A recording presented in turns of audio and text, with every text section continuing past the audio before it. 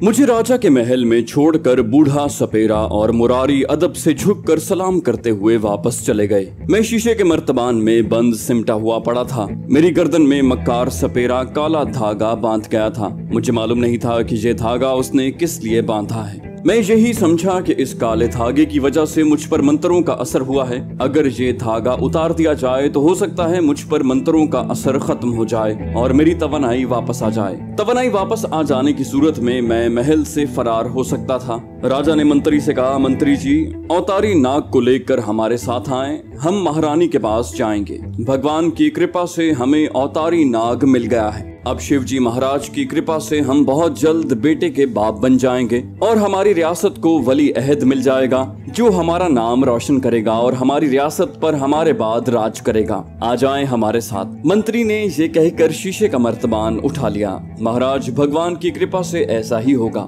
महल के कई बड़े बड़े कमरे थे जिनकी दीवारों पर मखमली पर्दे लटक रहे थे। छत से झाड़ फानूस लटक रहे थे। जगह जगह बावर्दी खिदमतगार खड़े थे। राजा गुजरता तो वो झुक जाते। आखिर राजा एक कमरे के दरवाजे पर आकर रुक गया। उसने शीशे का मर्तबान मंत्री से ले लिया और उसे वापस जाने का हुक्म दिया। मंत्री ताजीम बचा ला कर चला गया। राजा ने दरवाजे पर आहिस्ता से दस्तक दी और कहा, महारानी सुंदरान, मैं हूँ बिक्रम सिंह। कमरे के अंदर से निस्वानी आवाज आई, आ जाएं महाराज। फिर दरवाजा खुल गया। मैंने देखा कि सामने एक हसीन औरत महारानियों के लिबास में खड़ी थी। उसने हीरे जवाहरात के जेवरात पहने हुए थे। उसने हाथ बांधकर राजा को प्रणाम किया और शीशे के मर्तबान की तरफ देखकर कहा, महाराज, क्या यही अवतारी नाग है? राजा अंदर आकर मखमली काउच पर बैठ गया और मर्तबान मेज पर रखकर बोला, सुंदरान रानी, हम बड़े खुशनसीब हैं, हमें अवतारी नाग मिल गया है। भगवान की बड़ी कृपा हुई है। अब तुम्हारी गोद जरूर भर जाएगी और ऋषि मुनियों और जोशियों के कहने के मुताबिक तुम्हारे यहाँ लड़का पैदा होगा जो हमारी रियासत का वारिस बनेगा। रानी ने खुश होकर कहा, महाराज, क्या आप सच कहते हैं? राजा ने रानी को अपने पास बिठा लिया, उसका हाथ अपने हाथ में थाम लिया और कहा, हम सच कहते हैं रानी, ये शिवजी महाराज का अवतारी नाग है। हमारे बड़े धन भाग थे कि सपेरे को ये नाग मिल गया। रानी ने पूछा, महाराज, क्या ये इंसान की आवाज में बात करता है? राजा बोला, क्यों नहीं, मैंने खुद इसे बात करते सुना है, मैं अभी इससे बात करता हूँ। राजा ने मर्तबान का ढक्कन उठा दिया। रानी ने जरा डरी हुई आवाज में कहा, महाराज, ये कहीं आपको काट न ले। राजे ने मुस्कुराते हुए कहा, बूढ़े सपेरे ने मुझे बता दिया है कि उसने इस पर जो मंत्र पढ़कर फूंका है उसकी वजह से इसके जहर का असर खत्म हो गया है, ये डसना भी भूल गया है। और राजा ने मर्तबान में हाथ डालकर मुझे बाहर निकालकर मेज पर रख दिया। मैंने इस दौरान कुछ सोचकर एक फैसला कर लिया था। मैंने सोचा कि अब मेरे सामने एक ही रास्ता है कि रानी और राजा पर यही जाहिर करूं कि मैं शिव जी का अवतारी नाग हूं और सांप के रूप में बांझ औरतों को औलादे नरीना की नेमत से मालामाल करने के लिए दुनिया में आया हुआ हूं। इस तरह से मैं रानी को अपने तकद्दुस के असर में लेकर उससे अपनी मर्जी के मुताबिक काम ले सकूंगा और यहाँ से फरार होने की कोशिश कर सकूंगा। मेरे सामने दूसरा कोई रास्ता नहीं था। इन लोगों के सामने इंसान की आवाज में बात न करने और खामोश रहने का अब मुझे कोई फायदा नहीं था। इन लोगों से बात करने में ही मेरी थोड़ी बहुत निजात थी। चुनाचे जब राजा ने अपनी रानी पर मेरा अवतारी नाग होना साबित करने के लिए मुझसे मेरा नाम पूछा तो मैंने इंसानी आवाज में जवाब दिया, ऐ राजा, मेरा नाम विश्वामित्र है। तू बड़ा खुशबख्त है कि मुझे हासिल करने में सफल हुआ है। महारानी का चेहरा खुशी से खिल उठा। राजा भी खुशी से निहाल हो रहा था। उसने रानी से कहा, देखा महारानी, मैं न कहता था कि भगवान ने हम पर बड़ी कृपा की है। तुमने अपने कानों से सुन लिया कि ये अवतारी नाग है और इसका नाम विश्वामित्र है जो शिव जी महाराज का दास था। दोनों ने मेरे आगे हाथ जोड़कर अपने अपने सर झुका दिए। मैंने भी अदाकारी शुरू कर दी क्योंकि अब मेरा टारगेट बूढ़ा सपेरा नहीं था बल्कि ये राजा और ज्यादातर उसकी रानी थी। राजा ने मुझसे कहा, महाराज का हमारे महल में आना हमारे लिए बड़ा नेक शगुन है। महाराज, मुझे विश्वास है कि आपकी कृपा से मेरी रानी की गोद जरूर हरी होगी। मैंने दिल में कहा, हरी होगी कि लाल होगी ये तो खुदा ही जानता है, लेकिन मैं तुम्हारी रानी की मदद से यहाँ से फरार जरूर हो जाऊंगा। ऊपर से मैंने इंसानी आवाज में कहा, तुम्हारी रानी के यहाँ तो 9 माह बाद एक सुंदर बेटा पैदा होगा। दोनों खुशी से उछल पड़े और हाथ जोड़कर मेरे आगे सजदे करने लगे। मैंने कहा, लेकिन मेरी एक शर्त है। राजा ने सहमी हुई आवाज में पूछा, महाराज वो क्या? मैंने कहा, रानी को मेरा हर हुक्म मानना पड़ेगा। अगर इसने मेरा कोई हुक्म न माना तो फिर ये बांझ की बांझ ही रहेगी। रानी ने मेरे आगे सर झुका दिया, बोली, महाराज आप जो हुक्म देंगे मैं वही करूंगी। मैं तो आपकी दासी हूँ, बस मुझे एक बेटा दे दीजिए। मैंने कहा, हमारा हुक्म मानोगी तो बेटा जरूर तुम्हें मिल जाएगा। मुझे ये इल्म नहीं था कि रानी मेरे साथ क्या करने वाली थी या मुझे रानी के साथ क्या करना था। ये सब कुछ शाही महल के ज्योतिषियों ने राजा और उसकी रानी को समझा दिया था। राजा ने कहा, महाराज मैं जाता हूँ। उसने सर झुकाकर मुझे माथा टेका और उल्टे कदमों कमरे से निकल गया। उसके जाने के बाद महारानी ने दरवाजे को बंद करके चटखनी लगा दी और आहिस्ता आहिस्ता चलकर मेरे करीब आकर हाथ बांध कर खड़ी हो गई। कहने लगी, महाराज मुझे हुक्म दीजिए। मैं क्या उसे हुक्म करता? पहले तो मैं ये मालूम करना चाहता था कि शाही महल के ज्योतिषियों ने उसे क्या हिदायत दे रखी है, लेकिन मेरी तवज्जो का मरकज मेरी गर्दन में बंधा हुआ काला धागा था। मुझे यकीन था कि अगर मेरी गर्दन से ये काला धागा उतार दिया गया तो मेरी तवानाई बहाल हो जाएगी और मैं रानी को डस कर बेहोश कर दूंगा और बड़े आराम से महल में से बाहर निकल जाऊंगा और किसी न किसी तरह भोपाल पहुंचने की कोशिश करूंगा। मैंने कहा, रानी मेरी गर्दन में जो धागा बंधा है वो उतार कर फेंक दे। ये सुनना था कि रानी का चेहरा खौफ के मारे जर्द हो गया। वो दो जानू होकर जिस मेज पर मैं बैठा था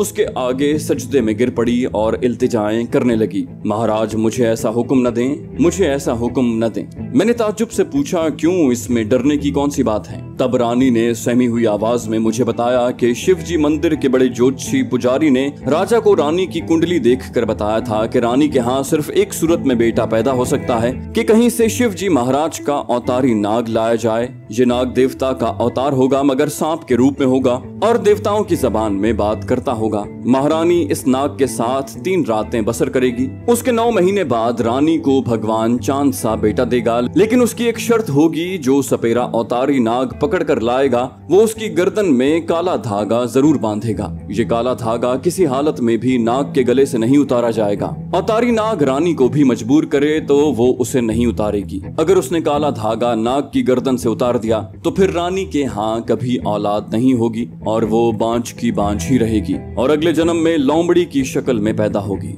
जब मैंने ये सुना तो मैं सोच में पड़ गया कि अब क्या करना चाहिए। मेरे इख्तियार में नहीं था कि मैं फौरन अपनी गर्दन से सपेरे का बांधा हुआ काला धागा उतार दूं। ये अब मुझे यकीन हो गया था कि इस काले धागे ने ही मुझ पर मंत्रों के तिलिस्म में बांध रखा है। अगर किसी तरह इसे मेरी गर्दन से अलग कर दिया जाए तो मेरी ताकत मुझे वापस मिल सकती है और मैं फरार होने में कामयाब हो सकता हूँ। दूसरी सूरत में मैं कुछ नहीं कर सकता था। मैं बोल जरूर सकता था, सुन जरूर सकता था, लेकिन ज्यादा दूर तक रेंग नहीं सकता था। चंद कदम रेंगने से मेरा जिस्म पत्थर की तरह बेजान हो जाता था। ऐसी हालत में मेरा महल से फरार होना नामुमकिन था। आखिर मेरे दिमाग में एक तरकीब आ गई। मुझे यकीन था कि ये तरकीब जरूर कारगर साबित होगी। आगे चलकर आपको भी मालूम हो जाएगा कि ये तरकीब क्या थी। चुनाचे मैंने रानी से कहा, अगर ये बात है तो बेशक तुम मेरी गर्दन में धागा बंधा रहने दो, इसे मत उतारो। रानी बड़ी खुश हुई, कहने लगी, महाराज आपने मुझे खुश कर दिया है, मैं आपकी धन्यवादी हूँ। मैं भगवान के सामने आपको वचन देती हूँ कि अगरचे आप मर्द के रूप में नहीं हैं, लेकिन मैं औरत के रूप में जरूर हूँ। मैं आपको इस तरह रखूंगी जैसे एक पति अपने पति को रखती है। मैं दिल में खुश हुआ क्योंकि मैंने जो तरकीब सोची थी और जो मंसूबा बनाया था ये रानी अपने आप उसी तरह कर रही थी। मैंने कहा, अगर तुम ऐसा करोगी तो विश्वास रखो भगवान तुम्हें चांद सा बेटा जरूर देगा। रानी ने बेख्तियार होकर मुझे अपनी हथेलियों में उठा लिया और मुझे अपने सीने से लगा लिया। उसके लिबास और जिस्म से यूरोप और अमेरिका के परफ्यूम की खुशबू आ रही थी। रानी ने मुझे उठाया और अपने नर्म रेशमी बिस्तर पर ले जाकर बिठा दिया। फिर बोली, महाराज आप मेरे लिए काम देवता सम्मान हैं।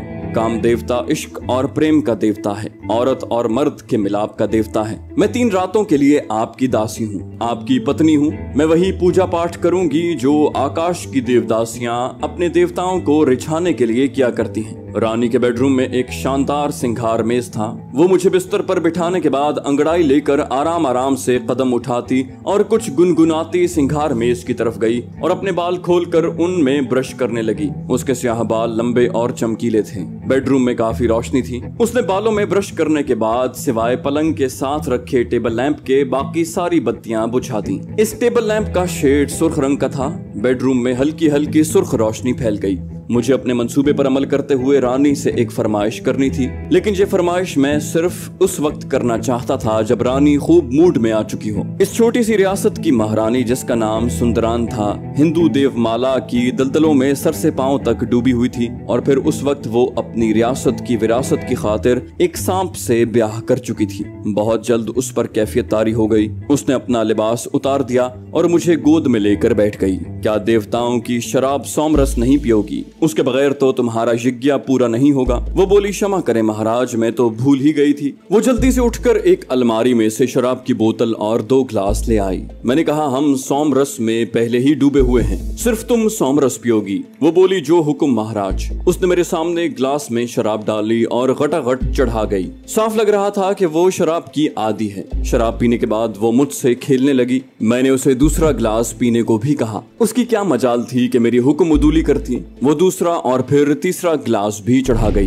बहकी बहकी बातें करने लगी और मुझे अपने जिस्म के साथ लगाकर जोर जोर से वेश्यों की तरह भींचने लगी। यही वो वक्त था जिसका मुझे इंतजार था। मैंने उससे कहा, रानी, क्या तुम नहीं चाहती कि इस वक्त मैं एक मर्द की शक्ल में तुम्हारे सामने आऊं और तुम्हें एक मर्द की तरह प्यार करूं? रानी नशे में झूमते हुए बोली, महाराज, मुझ पर कृपा करें और मर्द बनकर मुझे अपना साथ दें। मैंने कहा, मैं मर्द की शक्ल में सिर्फ उसी वक्त वापस आ सकता हूँ जब मेरी गर्दन में बंधा हुआ ये धागा उतार दो। इसे मेरी गर्दन से उतार दो, फिर देखना मैं तुम्हें किस तरह मर्द बनकर दिखाता हूँ। रानी अपने होशो हवास में नहीं थी। वो ये भूल गई थी कि उसे मंदिर के ज्योतिषी ने मेरी गर्दन का धागा उतारने से मना कर रखा है। उसने नशे में कहा, महाराज जी, ये कौन सी मुश्किल बात है? ये कहकर उसने मेरी गर्दन में बंधा हुआ काला धागा उतार दिया। काला धागा उतरते ही मुझे अपने जिस्म में खून की गर्दिश तेज होती महसूस हुई। हालांकि सांप का खून सर्द होता है और उसकी गर्दिश भी बहुत ही सुस्त होती है, लेकिन मेरे अंदर जैसे एकदम गर्मी आ गई और मेरी खोई हुई तवानाई बहाल हो गई। मैं अपने जिस्म को भी तेजी से हरकत दे सकता था।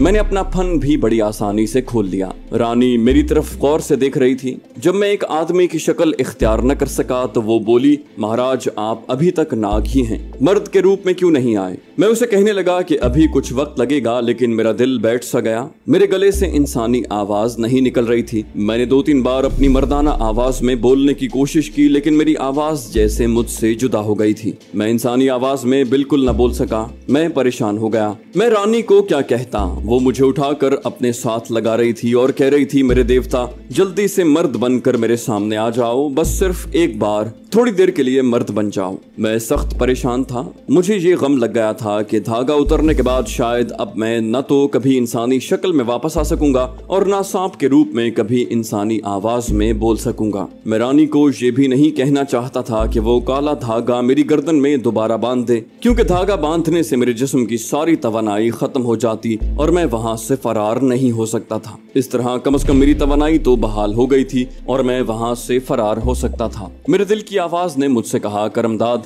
अल्लाह का नाम लेकर इस गुनाह की दुनिया से भाग जाओ। आगे अल्लाह मालिक है, वो तुम्हें इस अजाब से भी निजात दिला देगा। मैंने रानी के सीने से लगे लगे जल्दी से अपना मुंह पीछे हटाया, फन खोलकर गरजदार फुनकार मारी। रानी तो डर कर पीछे गिर पड़ी। मैं उछलकर इस गुनाह के बिस्तर से नीचे आ गया। दरवाजा बंद था। मैं रानी को इंसानी आवाज में ये भी नहीं कह सकता था कि वो दरवाजा खोल दे। दरवाजे में किसी किस्म के सुराख या दर्ज का सवाल ही पैदा नहीं होता था। ये किसी गिराज का दरवाजा नहीं था। एक रियासत की महारानी के बेडरूम का बड़ा कीमती लकड़ी का दरवाजा था। मैं बेडरूम की दीवार के साथ साथ चक्कर लगाने लगा। रानी घबरा गई थी। वो हाथ बांध कर बिस्तर पर बैठ गई और मुझसे माफिया मांगने लगी। महाराज, मुझसे कोई भूल हो गई है तो मुझे क्षमा कर दें, मेरी गलती माफ कर दें। मुझे अब उससे कोई गरज नहीं थी। मैं उस बेडरूम से बाहर निकलने का रास्ता तलाश कर रहा था। आखिर मुझे एक रास्ता मिल गया। इस बेडरूम का एक दूसरा दरवाजा भी था। इस दरवाजे के नीचे कालीन जरा सा पीछे हटा हुआ था और वहाँ दूसरी तरफ से हल्की हल्की रोशनी अंदर आ रही थी। मैं वहाँ से दूसरी तरफ निकल गया।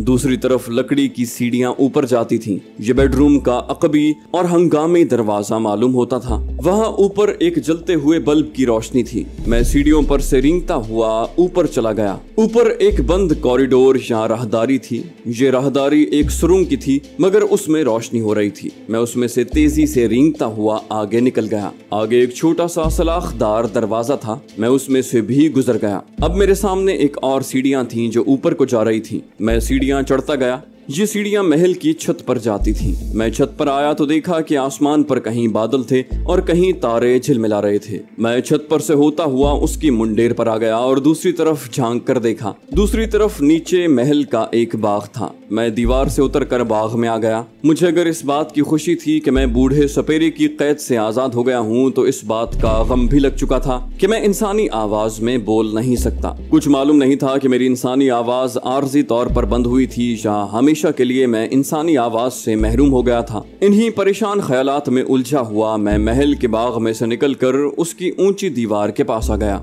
एक सांप के लिए ऊंची दीवार की कोई हैसियत नहीं होती। चुनाचे मैं दीवार पर से होता हुआ दूसरी तरफ आ गया जहाँ एक नदी बह रही थी। मैं महल से बाहर आ चुका था। मालूम नहीं ये कौन सी जगह थी, कौन सी रियासत थी और कौन से बड़े शहर से कितनी दूर थी। शाही महल पर भी खामोशी छाई हुई थी और महल के चारों तरफ खेतों और दूर दूर तक फैले दरख्तों के झुंडों पर भी सन्नाटा तारी था। मैंने एक जगह रुककर चारों तरफ मुंह करके फजा को सूंघा। मुझे किसी तरफ से भी जमीला या अपने दोस्त कमांडो मंजर खालिद की बू नहीं आ रही थी। इसका मतलब था कि मैं इन लोगों से बहुत दूर आ गया हूँ। मैंने आसमान की तरफ देखा।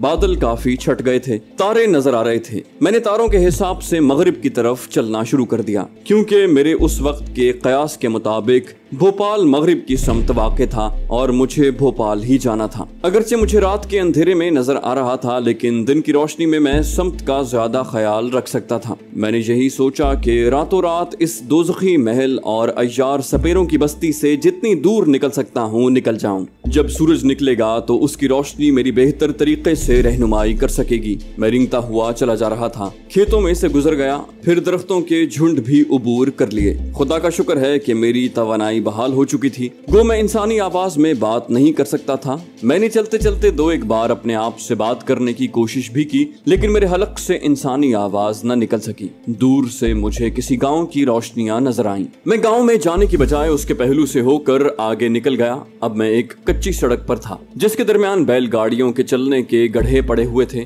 दोनों तरफ झाड़ियां थीं। दूर तक रात का अंधेरा और खामोशी थी। कच्ची सड़क खेतों में दूर तक चली गई थी। मुझे फजा में पानी की नमी का एहसास हुआ। मैंने 2-3 बार जबान बाहर निकाली तो मुझे एहसास हुआ कि ये दरिया की नमी है और कोई दरिया करीब ही है। मैं फिक्रमंद हुआ कि अगर सामने दरिया आ गया तो उसे तैर कर ही पार करना होगा और दरिया की लहरें मुझे काफी दूर आगे ले जाएंगी और खुदा जाने मैं अपनी मंजिल से कितनी दूर जा पड़ूं। दरिया किनारे उगे हुए सरकंडों की मरतूब खुशबू करीब होती जा रही थी। आखिर मैं दरिया पार पहुंच गया। दरिया का पाट बहुत चौड़ा था। मैं उसे तैर कर पार करने का खतरा मोल लेना नहीं चाहता था। मैंने बाएं जानिब निगाह डाली तो मुझे कुछ फासले पर दरिया के एक किनारे से दूसरे किनारे तक जाती रोशनियां टिमटिमाती दिखाई दी। मैं समझ गया कि ये दरिया का पुल है। मैंने अपना रुख पुल की तरफ कर लिया। मैं दरिया के पुल पर से आसानी के साथ गुजर सकता था। मुझे पुल तक पहुंचते पहुंचते काफी वक्त लग गया। ये पुल लोहे के गार्डरों को कैंचियों की तरह जोड़कर बनाया गया था और बहुत बड़ा पुल था। इस पर एक तरफ पैदल और बैलगाड़ियां वगैरह चलने का रास्ता था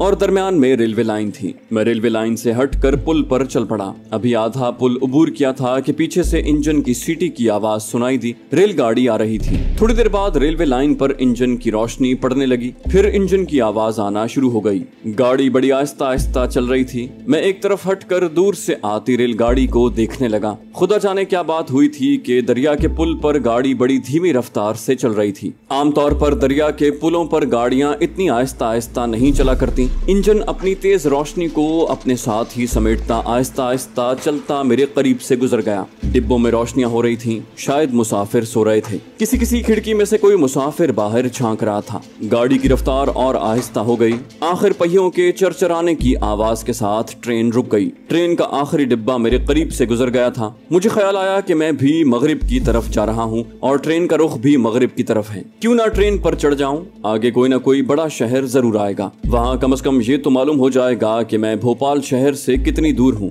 वहाँ से मैं किसी दूसरी ट्रेन पर चढ़कर भोपाल की तरफ निकलने की कोशिश कर सकता था। ये अच्छा ख्याल था। मैं तेज तेज रेंगता हुआ रेल की पटड़ी पर आ गया।